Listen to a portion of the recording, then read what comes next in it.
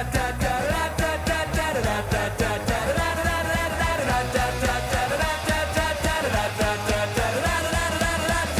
I'm not ready for conversation. This one's too heady for a situation. Things are gonna change. Things are gonna change.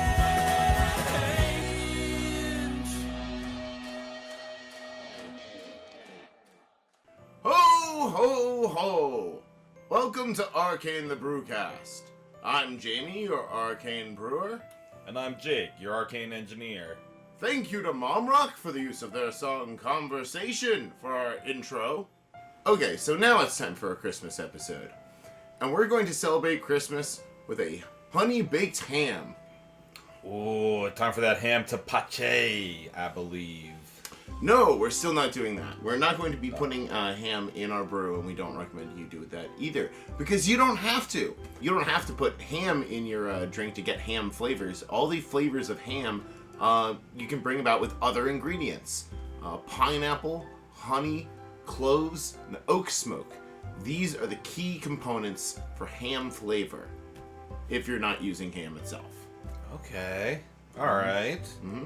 So this time we're going to use some of those ingredients to replicate two classic ham-themed homebrews. The first is the darling of our prison hooch, the Ham Glaze Hooch. Now, what style is hooch? Hooch is just kind of non-specific. Okay. You took something, you maybe added sugar, maybe you didn't, but then you put yeast in it and you fermented it.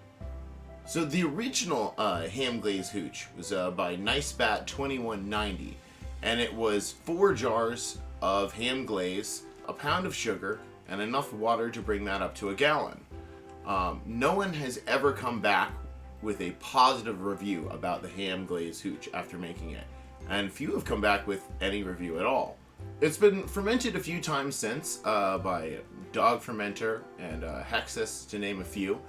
But no one's ever said this was a great recipe. I really like this ham glaze based booze. So we're going to try our hands at it as well with a ham glaze cider. Do you think our ham glaze cider is going to turn out any better than these previous hooches? I think so. The main flavors in ham glaze, pineapple and clove, I think those will pair great. The second ham-based recipe I'm going to be revisiting is my own. I made a Honey Ham wheat wine back in 2018, a strong ale with copious amounts of oak-smoked wheat. It was delicious, but really strong. It was around 11%, and kind of syrupy. It was a little on the sweeter side. This time I'm going to scale it down a little to just an 8% lager. A little bit more like the Smogtoberfest we made back in August. Oh, that was good. That was delicious, right? So we're going to be aiming for something a little more like a Weisenbock, a Honey Ham Weizenbock. We've got a lot to tackle, so we're going to jump right into it. Today we're making Ham Glaze Cider and Honey Ham Weizenbock. If we're going to be brewing with ham glaze and talking about how ham tastes, we should know what we're working with here. So we've got 3 different kinds of ham glazes, and we're going to put each of them on this baked ham to see how they taste. The first is the packet of glaze that came with the Sugardale ham. I have no idea what the contents are other than it says natural juices, which, if it means meat juices, is no good for our cider. The second is Howard's ham glaze, but I don't think it'll make the best glaze for our cider. It has sodium benzoate, and most of the sugar comes from high fructose corn syrup. Neither of those are deal breakers for us, but we don't want to add more preservatives than we have to, so we won't use this as the main glaze for our cider. Still, the color is really potent, so I want to add at least a little. Reese ham glaze has regular sugar as the primary ingredient and no preservatives other than salt. It's looking like a pretty good candidate. I add 2 cups of water to the roasting pan, put the ham on the rack, and cover it with aluminum foil. Then, we're putting it in the oven at 325 Fahrenheit for a little over 2 hours. 2 hours later, the ham is ready to be glazed. I should really get some more glaze on the individual slices and not just on the sides, but we just need to apply enough for us to get a taste. I'm applying the Sugardale packet first, then the Howard's, it's so red, and then the Reese ham glaze. Now we turn up the heat to 425 and put the ham back in for another 15 minutes to finish glazing. All done. Let's try it.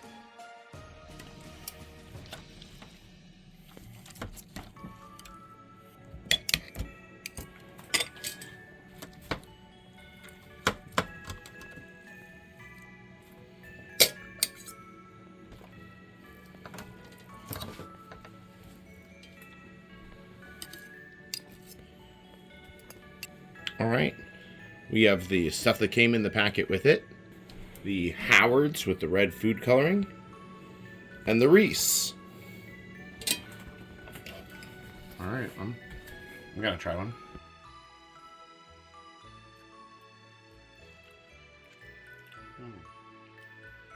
Pretty good. I could have gotten more stuff in there.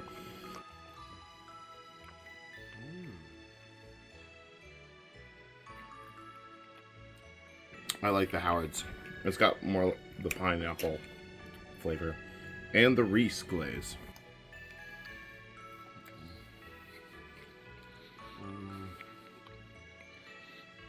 No strong glaze on that bite. Pretty good though. More clovey maybe. Alright, I think I get what these ham glazes taste like. Let's brew with them. The original ham glaze hooch recipe used 4 10-ounce jars of Cross and Blackwell ham glaze, a pound of sugar, and water to fill to a gallon. We're going to start in a similar direction, a 1-gallon batch with 4 9-ounce jars of ham glaze. We're using 3 jars of the Reese ham glaze since it has the best flavor, and 1 jar of the Howard's ham glaze for the bright red color. We want every bit of glaze, so we're rinsing out the jars. As you can see, we've replaced the water with apple juice, which is why this is a cider instead of a hooch. I think the cider will pair really well with the cloves. The original ham glaze hooch used EC1118 or champagne yeast, but I'm going to go with 71B. It's a better fit for a red wine or cider due to its highly fruity ester profile. Esters are some of the flavors yeast produces. It also breaks down tannins somewhat, which may help us from picking up too much astringency from the cloves. Okay, now for the Honey Ham Weizenbock. I brewed the original recipe back in 2018, and I made it into a big, boozy wheat wine. I wanted to show off how much oak-smoked wheat I could use in one batch. With more than half the grain bill being oak-smoked wheat, it ended up at around 11%, and it was sweet. It was tasty, but a little of it went a long way. This time I'm toning it down to about 8% and lagering it, so this is going to be a smoked Weizenbock. The grains for this recipe will be 29% oak smoked wheat, 44% Munich malt, 15% Gambrinus honey malt for honey flavor, 7% Cara Munich malt for color and caramel, 4% home smoked malt, and 1% Carafa 2 for color. We'll also be adding a pound of mesquite honey to dry out the recipe a little. And of course, noble hops for aroma. Different wood smoke brings out different flavors that we associate with meat, and I find the flavor of oak smoked wheat tastes most like ham. Other woods bring out the flavors of other meats, like bacon from applewood, barbecue from mesquite, or even salmon from alderwood. We're going to be home smoking a very small portion of our barley with some of our own wood chips. Smoke fades with time, so this freshly smoked malt should have a more assertive smoke profile than the stuff we're getting at the store. First, we soak the grains in cold water for a few minutes to make them a little more permeable to smoke. Wet grains absorb smoke better than dry grains. Then, we set up the smoking gun, just like we did when we were making that smoked cheese. We'll start with bourbon oak chips to establish the ham flavors. We burn just a little, then seal up the grain with the smoke until it's all absorbed. Then, we go again with a much more assertive wood smoke, hickory, to bring in some richer, meaty flavors. With enough hickory smoke, you get a sort of spicy, pepperoni stick kind of flavor, but we want just a little bit to add some complexity to our smoke profile. While the container is saturated with smoke, I shake it up a little to expose as much surface area of the grain as possible to the smoke. We're going to smoke a little more in our grill. I soak another 4 ounces of grain in water, then transfer them into a metal screen, spreading them out as much as possible for exposure to the smoke. Then I put it on the top shelf of our grill. I smoke the grains on some more bourbon oak and hickory chips for about an hour, then come back outside to retrieve them. The grains have dried out and some have toasted a little from the heat. I pick out any burnt grains before we use them. We want to give our smoked grains a little time to air out before we use them. At least 24 hours and ideally a few days. We want to give our smoked grains a few days to air out to release some of the more harsh flavors. At least a day and ideally a few days. This also gives the cold smoked grain a little bit more time to dry out before we mill it. After a couple days, the grains seem to have only a mild smoke flavor and no harshness. The grill smoked grain is much milder, which I attribute to the grain drying up too much while they smoked. We mill them both and proceed with the brew. First, we heat 4 gallons of strike water. Before mashing in, we're going to mix in some rice hulls. I'm always big on rice hulls, but when mashing with lots of wheat, they're downright essential. We heat up to mashing temp, then stir in the grain. Once all the grain is in the mash tun and wet, we draw some liquid off from the bottom and pour it over the top of the mash. This is called vorlaufen, and it's a good way to try and get the temperature inside the mash tun to stabilize a little. We apply the thermal wrap to the sides and lids of the mash tun, and by the time we're done, the mash is dipped to the lower 140s. To get back to the middle of mashing range, around 152 degrees Fahrenheit, we're going to do a decoction. We draw a significant portion of the wort out of the mash tun and set it aside on the stove to heat it, along with a little bit of the grain. A decoction can add some caramelly malt flavors that are prized in dark, malty German styles, like this one. After an hour of mashing at 150, it's time to mash out. We drain the mash tun completely, then batch sparge with hot water to get the rest of our volume. Once the mash tun is dry and the boil kettle is full, we put it on the stove and start to heat it to boil. The kettle is pretty full, so we're going to add a little defoamer. It helps prevent the wort from boiling over. We heat the wort up to boil temp, and then set the timer for 90 minutes and get our hops ready. We're bittering with cluster hops, so we measure out 5 grams, about a quarter ounce. Once we're at the 60-minute point, we toss them into the boil. Then we open up our aroma hops, Hallertau Mittelfrühe, and set aside 2 ounces in a ramekin. About halfway through the boil, we add the wort chiller so the heat of the boil will sanitize it. You can do this at any time before the last 10 minutes of the boil. At 15 minutes, I toss in those aroma hops, and then the Whirlflock tablet that will help our beer clarify later. When the boil is over, we move it to the sink and run the wort chiller until we're under 60 degrees Fahrenheit. We give the carboy a thorough sanitizing, which results in a whole lot of foam when we leave it unattended. It's at this point that I finally remember the mesquite honey. It's a good idea to add honey while the wort is still warm, so you can easily mix it in. Otherwise, it'll just turn into little pebbles of honey at the bottom of your kettle. Luckily, the yeast will be able to find the honey without issue, but the measured gravity won't be very accurate, so I use Beersmith to account for the pound of honey. Finally, I'm pitching 2 packets of Saftlager 3470, the Weihenstephaner yeast. Lager yeast likes a much cooler range of temperatures than ale yeast, fermenting well between 53 and 64 degrees Fahrenheit. You can do that year-round with temperature control, but it's much easier in the winter, especially if you have a basement or a room near the door that tends to stay cold. With the heat off in this room, we can keep it in the 60s, but it goes up a little whenever I use the oven and gradually drifts towards 70. We're going to leave the Weizenbock to continue to condition in the kitchen while we go on vacation. It should be finished at around mid-January or so. But in the meantime, we've got our Ham Glaze Cider. Now, this has not finished fermenting. You can still see little bubbles going there. But so few people have reported back about the Ham Glaze hooch that it almost feels like there's a curse about it. We owe you some taste test. Ooh, you can smell the cloves.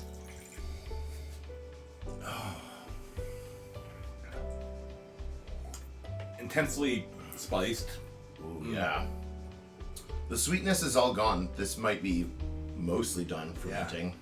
Tart, very clovey. So the cloves are a little intense, but it's like wassail, you know? The kind of like astringency you get from the cloves and wassail. I think it'll probably like smooth out with time.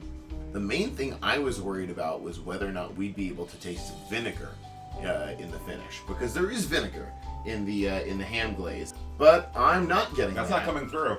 So turned out fine. Yeah. We've done a lot of brews over this year.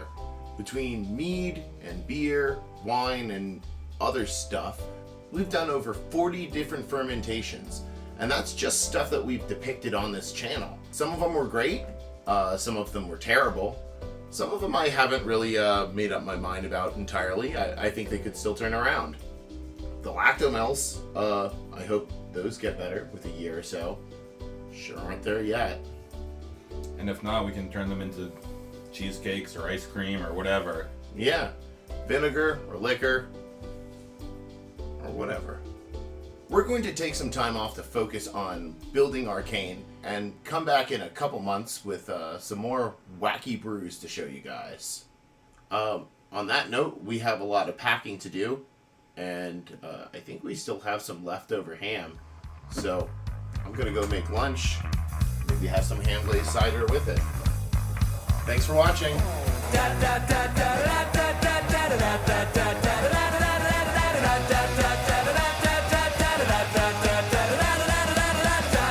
An eternal thank you to Mom Rock for the use of their song Conversation in every intro, and thank you to every Homestuck Music contributor whose music I've used with barely an acknowledgement. Thank you to all my subscribers for tuning in and giving me the positive feedback I need, and thank you to my parents for supporting me and Arcane Mead and Winery. Thank you to my Arcane engineer and husband, Jake, for being there, helping me, and holding the camera when I need it. And finally, thank you to Uncle O'Grimacy. He knows why.